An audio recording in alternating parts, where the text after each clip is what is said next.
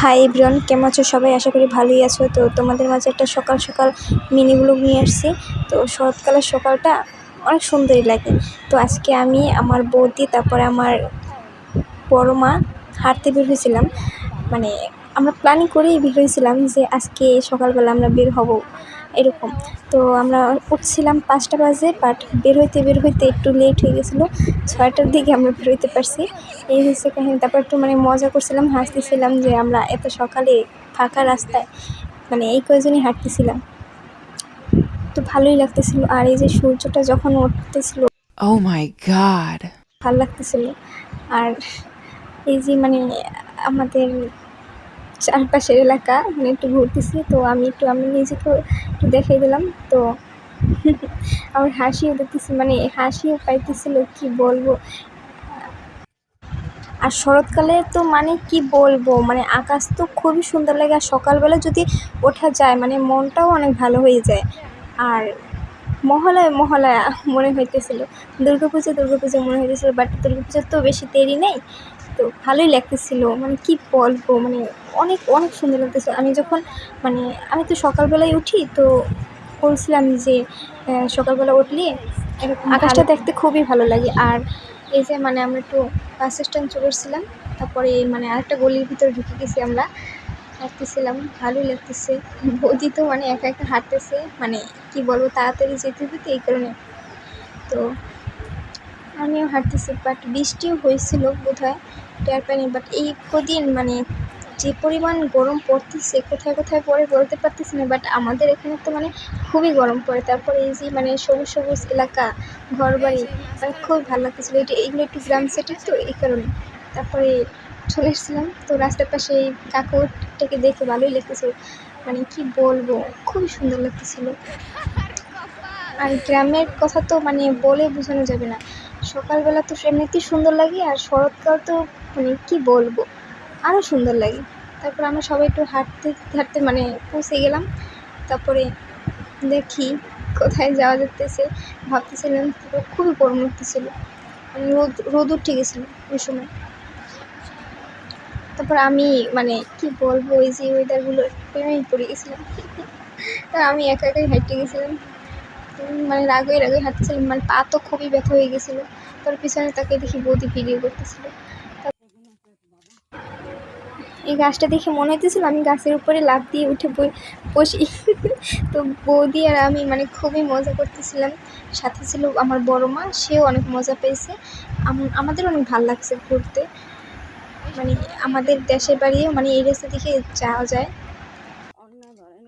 তারপর আমরা ভাবতেছিলাম যে আমরা কি চলে যাব, আমাদের বাড়ির কাছাকাছি চলে এসেছিলাম হাঁটতে হাঁটতে, বাট না, আমরা যাইনি। তারপরে এই ফুলগুলা কি বলবো, খুবই সুন্দর।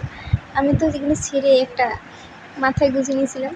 তারপরে দেখো চারিদিকে খুবই সুন্দর লাগতেছিল, বলে বোঝানো যাবে না।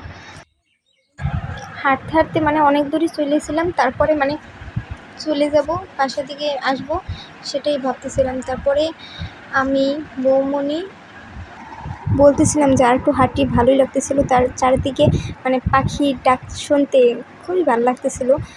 অনেক দূর চলে গেছিলাম হাঁটতে হাঁটতে। তারপর আমার বড়মা বললো যে এখন বাসার দিকে চলে যাই, নাহলে অনেক গরম লাগবে। বাট বাসায় এসে তো বুঝতে পারলাম আমার হাত পা খুবই ব্যথা। তো এই যে ফুলগুলা তুলতে চেয়েছিলাম, বাট পারিনি, অনেক কিছুই তো, এই কারণে। ছাদে ড্রাগন গাছ অনেক কিছুই লাগানো ছিল, সেটাই দেখতেছিলাম। তারপর হাঁটতে হাঁটতে ওই আঁকা বাঁকা গলির ভিতরে ঢুকে গেছিলাম। ভালোই লাগতেছিল গলিগুলো। তারপর সামনে গিয়েই দেখি কাশফুল দেখা যেতেছে। তো সেই কাশফুলের রাস্তার দিকেই আগাচ্ছিলাম। আমি বৌমাকে বলতেছিলাম যে চলো একটু যাই। বৌমা বলতেছিল যে থাক, আর যাওয়ার দরকার নেই, এখান থেকেই আমরা বাসায় চলে যাবো। তারপরে একটু গেছিলাম, বাট এই ফুলগুলো রাস্তার মাঝখানে মাঝখানে দেখতে খুবই ভালো লাগতেছিল। আর ওই যে ওই কাশফুল, আমার তো এখানেই মন, আমি কখন যাব।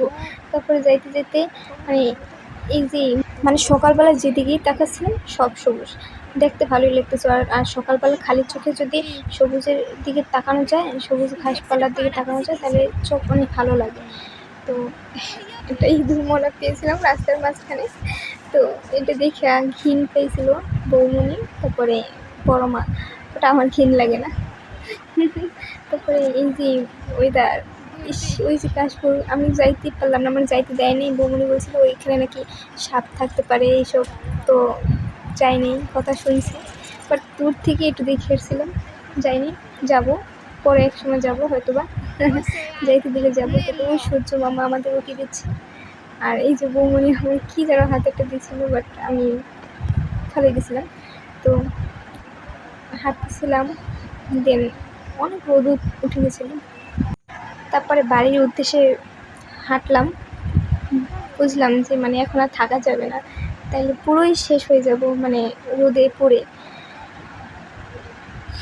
সো ভালোই লাগতেছিল। আমি আর বৌমনি বলতেছিলাম যে আমরা প্রতিদিনই মানে হাঁটতে বের হবো বা কিছু এরকম, বাট আর তো মানে বাসায় আইসা আর হাঁটার কথা তো মনেও নিতে পারতেছিলাম না। তারপর একটু নদীর পাড়ে গেছিলাম, যে একটু পোস্টপাসি দিলাম, কেমন লাগে, বাট ভালোই লাগতেছিল। অনেক অনেক অসাধারণ ভাই, কি বলবো, বলে বোঝানো যাবে না। তো তোমরা দেখো আমার পাগলামো। বৌমনি এইগুলো আবার ভিডিও করছে, কি বলবো, আমি এমনই হয়তো বা। আমার ভিডিওটা আমি এখানেই শেষ করছি। সবাই একটু বেশি বেশি করে সাবস্ক্রাইব করে দেবে, সাপোর্টও করে দেবে।